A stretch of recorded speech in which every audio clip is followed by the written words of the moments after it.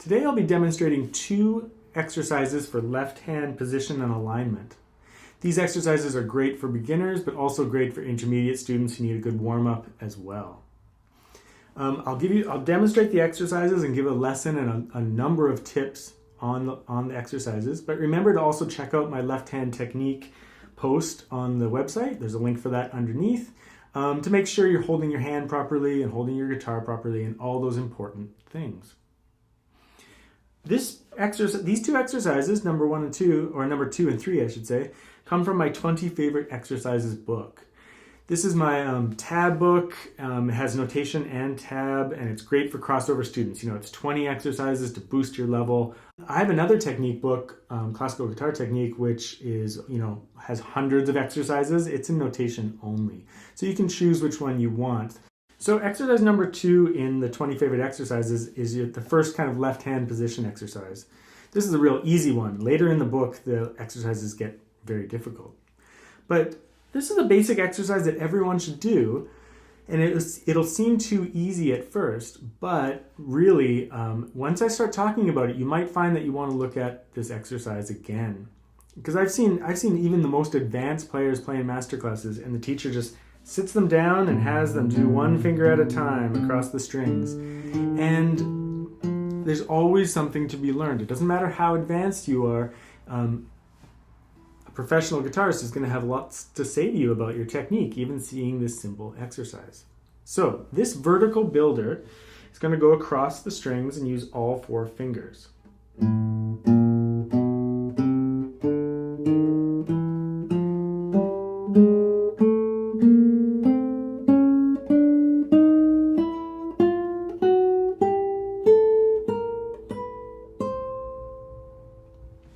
So let's talk about this.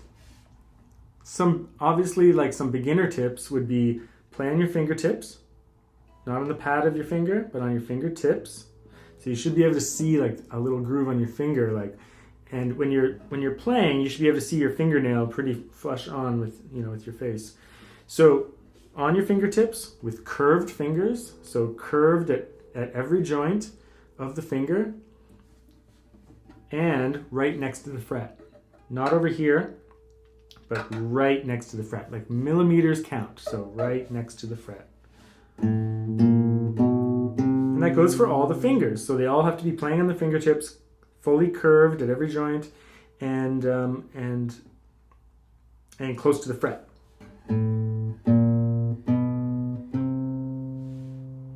Now, a couple of things I'll say about this. When you come back down, if you want, you can do it backwards.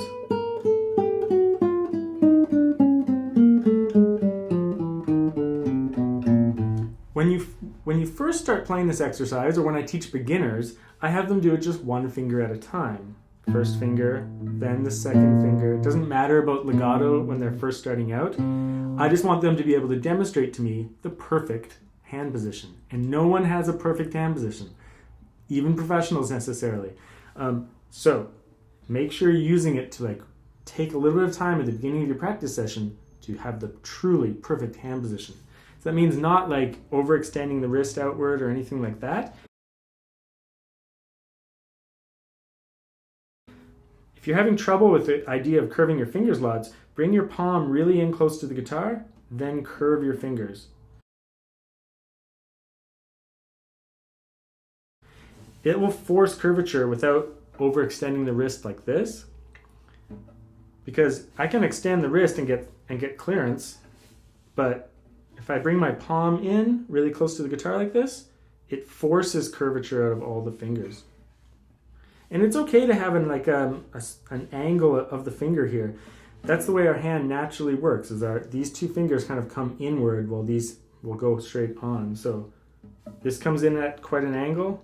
This is fairly straight on, quite an angle. And that's normal. So keep that in mind. Same thing down in first position or in upper positions.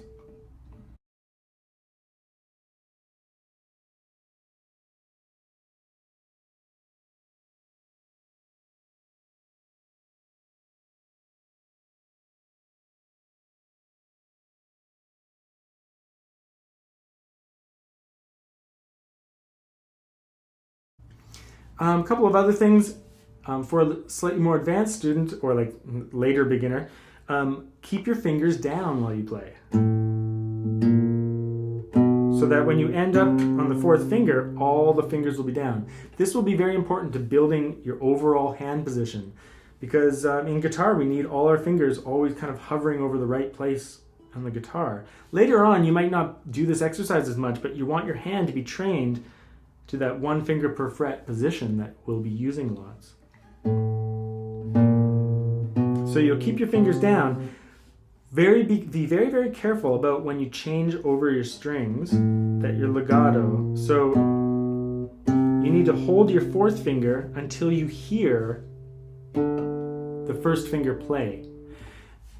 Don't take your finger off when you're placing that first finger, because the way that sound works, if we were playing legato with connected smooth sound, we need to keep hearing this note until we actually hear this note. Not just place the note with our finger, but actually hear it with our ears, right? So that means keeping your fourth finger down.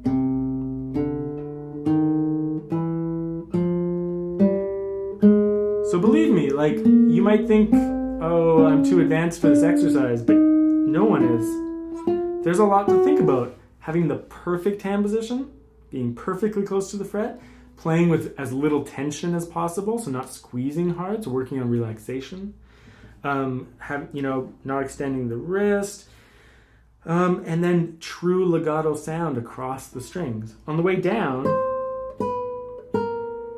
you have to hold the first finger until you hear the fourth finger play. This is often forgotten by students. All the time I hear this, even with like advanced, sometimes even university level students, they play this exercise and they think it's just to work your fingers, which it is, but they'll play like this and I'll hear disconnection across the strings, and that's not true legato sound. You can double check your technique in a really cool way. I love assigning this to beginner students. If you play the adjacent open string, so if I'm playing the sixth string, the adjacent open string would be the fifth string open. If you play that after each note,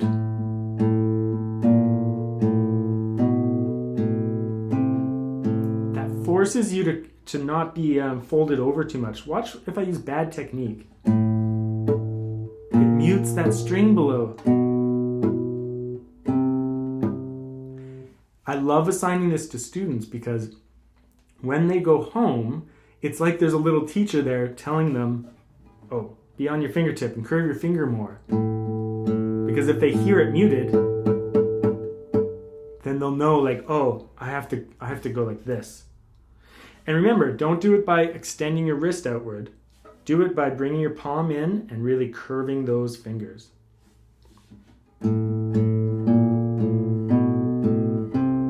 So if you're playing the fifth string, it's the fourth string open, fourth string and third string open. Doesn't sound very good, I know, but it's a great way to check your technique. It's a really cool thing to assign to students. Sometimes when I'm exhausted and tired and I can't think, I'll do exercises like that, and it makes you just do the adjustment. You don't have to be thinking too hard.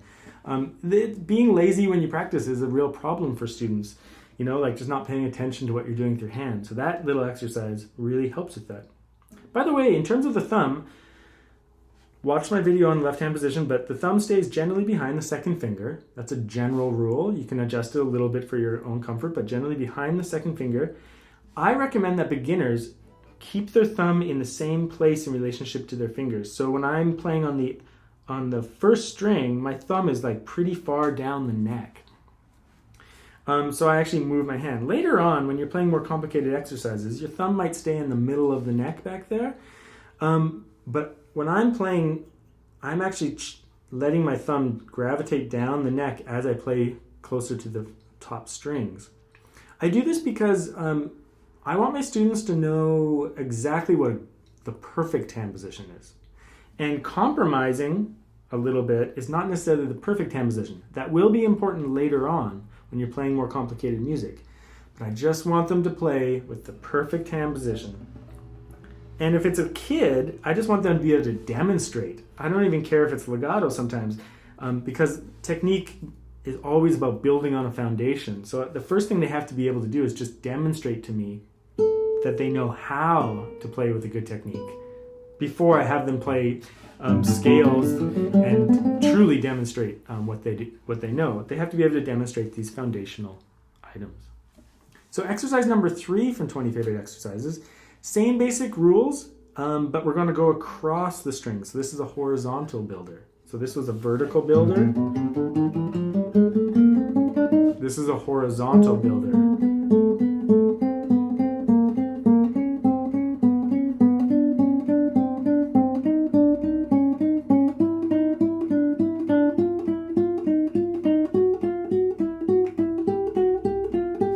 It's really important that you do across the strings, but also across this way. It can teach you many, many different things about the left hand technique.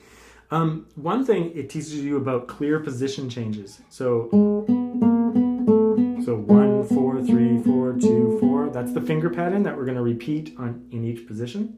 So that's first position. When you shift up to second position, make sure your thumb moves with your hand. Your arm, well actually, what you should be doing is releasing the pressure and your arm just moves your hand into place. That way your hand feels the same no matter where you are on the guitar. It's just your arm moving around while your hand stays pretty static.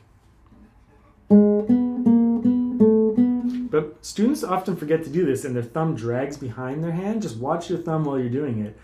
Lots of people, your thumb is going to drag behind your fingers. Don't let that happen. Your thumb is used as a reference point for muscle memory. So you want to keep your thumb in the same place all the time so that your fingers will learn how to play the right frets based on this reference point. And also just on good ergonomic technique, right? So if I'm playing in the first position, my thumb is behind the second fret. If I'm playing in fifth position, my thumb is behind the sixth fret. So it's always in that spot.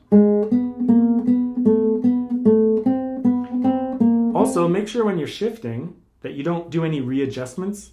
It's like, get the first finger to slide up the third string as a guide string, right close to the fret, no readjustment, to the exact place that you want. Same thing with third position, fourth position.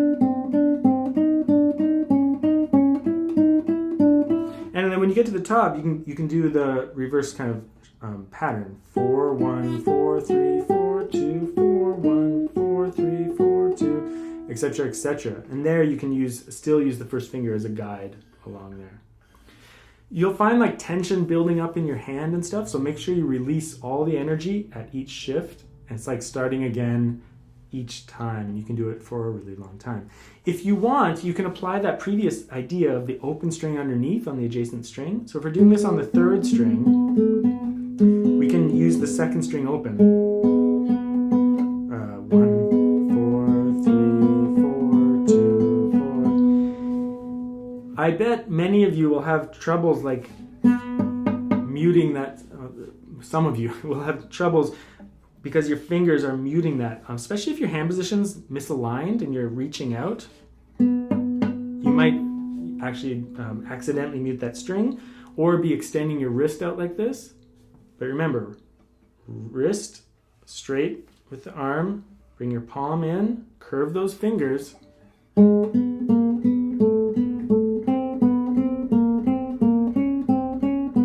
of course you can do this on any string, right?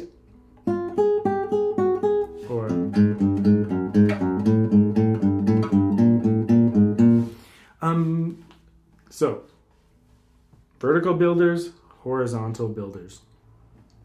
I also have a video on left hand tension and relaxation, how to play in a relaxed way with the left hand. So I put a link for that under the video as well. So check that out because I actually use some of these exercises to demonstrate how to teach the left hand to become relaxed. But I'll let you watch that video instead of including it all here all over again. So that's exercise number 2 and 3 from 20 Favorite Exercises. And just remember, they're simple exercises, but the requirements can be very high. You can raise the bar to a very high level, and you can ask yourself, like, can I play this exercise as well as a professional guitarist?